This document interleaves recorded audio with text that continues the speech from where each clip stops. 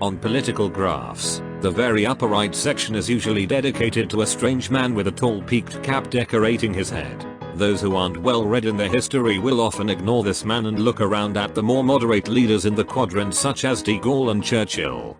Those who are well read, however, will know that the strange man with the peaked cap is the one, the only, Augusto José Ramón Pinochet Ugarte, mostly known as Augusto Pinochet. What makes this one person, Augusto Pinochet, noteworthy enough to be recognized out of the crowd of thousands of influential world leaders, however, is what he did when he was in control, and the controversy over him that occurred after he left.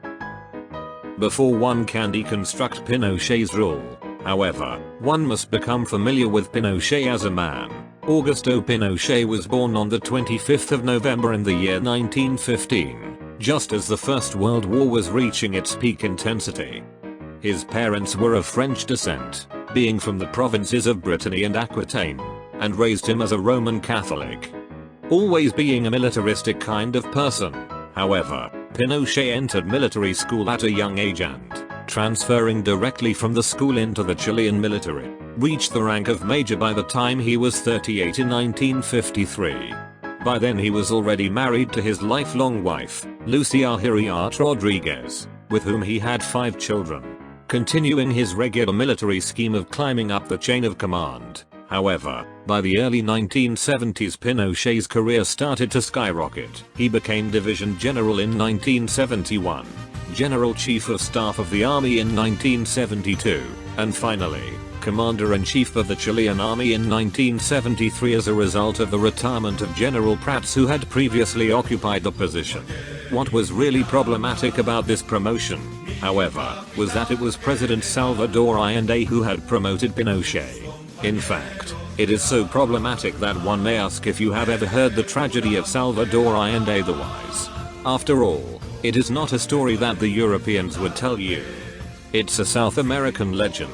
Salvador Allende was so powerful and so wise that he could manipulate the means of production to create empanadas. However, he became so powerful. The only thing he was afraid of was losing his power, which eventually, of course, he did. Unfortunately, he taught his apprentice everything he knew. Then his apprentice killed him in his sleep.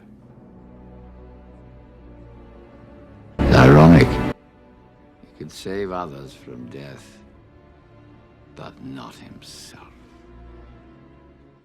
Now, all memes aside, Pinochet's promotion was problematic since, soon after he was given the promotion, Pinochet and a junta of other military officials threw Allende, the very man who promoted him, out of office, leading to Allende being killed. Pinochet's reasons for doing this, however, were very clear. After all, Allende had only really won the Chilean election because a third-party candidate split the vote, resulting in him getting a 2% lead over the previous leader. After he was in power, however, Allende started to enact numerous socialist policies such as the nationalization of various industries such as mining. Now, while some of Allende's policies did improve life for the Chilean people, they also drastically increased national expenditure and, taking place during the Cold War, also damaged Chile's relationship with the US. To put the cherry on top, however, even before Pinochet got involved, Chile was already having problems with stability, having had miners go on strike, a failed coup in June, an announcement from the Supreme Court. All of this then inspired Pinochet to lead a coup with many of his fellow generals on the 11th of September of 1973. This coup, being supported by the US, did not fail like the others, instead resulting in President Allende being trapped in his presidential palace in Santiago, with continual airstrikes and street fighting all around him before making a final address over the radio and killing himself with an AK-47.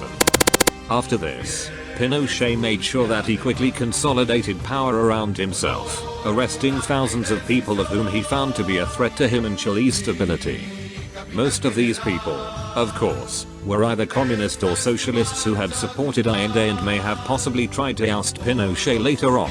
A lot of the people he arrested, however, were foreigners from countries like Spain, causing him to be prosecuted for human rights violations later on in life. Of all the people he arrested, however, it is estimated that about 200,000 of them had to go into exile, 29,000 were tortured, and about 3,000 were killed, a lot of whom were being dropped from a helicopter into the ocean. Now, while one may think that the US would have stopped Pinochet from doing these crimes against humanity, in reality, the US supported it in the form of Operation Condor, which was a plan created both by the US and South American nations to remove communist influence from the continent, and it worked a bit like this. I'll show you real music. Arriba los pobres del mundo, viejos esclavos sin pan, y gritemos todos unidos. What? Don't play your clarinet Bentley out here. It could attract a sea bear. Oh, okay.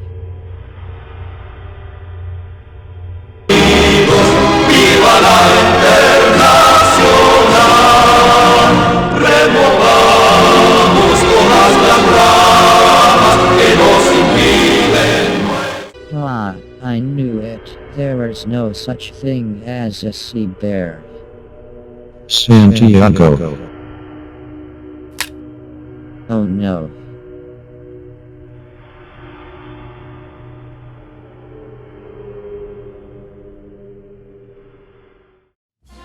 Along with physically removing many of his opponents, Pinochet also did many other things that were anti-communist. For example, while he usually let economists decide the fine details of his economic policy, Pinochet did lean strongly towards free trade, free markets, and low inflation rates, all likely leading to a time of Chilean prosperity in the late 1970s. As the 80s began, however, the situation in Chile had been stabilized, and the people were starting to desire democracy. In response to this, Pinochet rewrote the Chilean constitution so that now, instead of there being only him as dictator, he was now president with an 8-year term before the office went up for election. At this point, Pinochet was nearing his 60s and the Cold War was starting to near its end.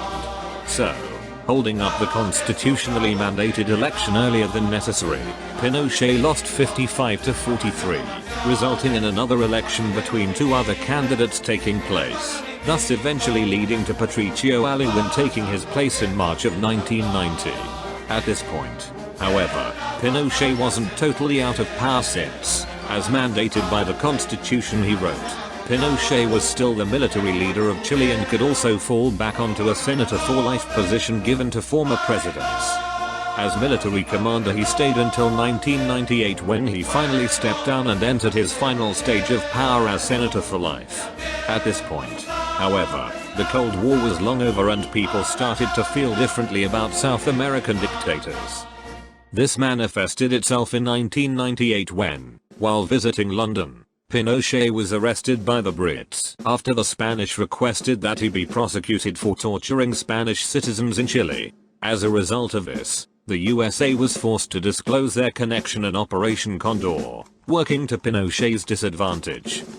As a result of his old age, however, in 2000, a British court ruled that Pinochet was too unhealthy to stand trial in Britain, and was sent home. Pinochet's woes didn't end there, however, since in the same year, Chile removed Pinochet's immunity to being tried for what he did while in office. Immediately, the prosecution of Pinochet began, yet as a result of his bad health, again, Pinochet didn't have to defend himself in court. In 2002, soon after the ruling, Pinochet resigned from his senator for life position, relieving him of any power. Still, however, human rights organizations prosecuted him, resulting in another trial in 2005. On the 10th of December of the following year, however, Pinochet died at the age of 91 of heart failure before he could be truly tried for any of his actions in office. Now that it has been made clear who Pinochet was and what he did, the question still stands. Was Pinochet a demon or an angel? Good or bad? Well, it depends. After all, people who oppose Pinochet will bring up how he toppled the legitimate regime, killed thousands and tortured many more, and likely embezzled money as reasons why Pinochet was a terrible person. In response to this, however, one could say that, as dictators go, Pinochet was like this meme. Hey Pinochet, what's your KDR? Oh, about 3,000 also, my dude. You are like a baby, watch this.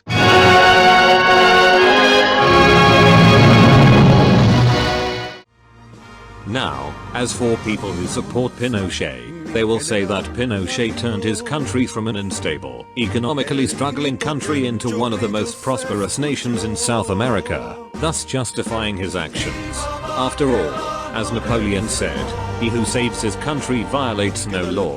The question that comes with this, however, is whether it was actually Pinochet who had created such prosperity or other factors that were out of his control. So, with all considered, the answer to the question, was Pinochet good or bad, is that it is up to you, the viewer. Cada autor de su grandeza y sencillez, hoy vino a despedirlo.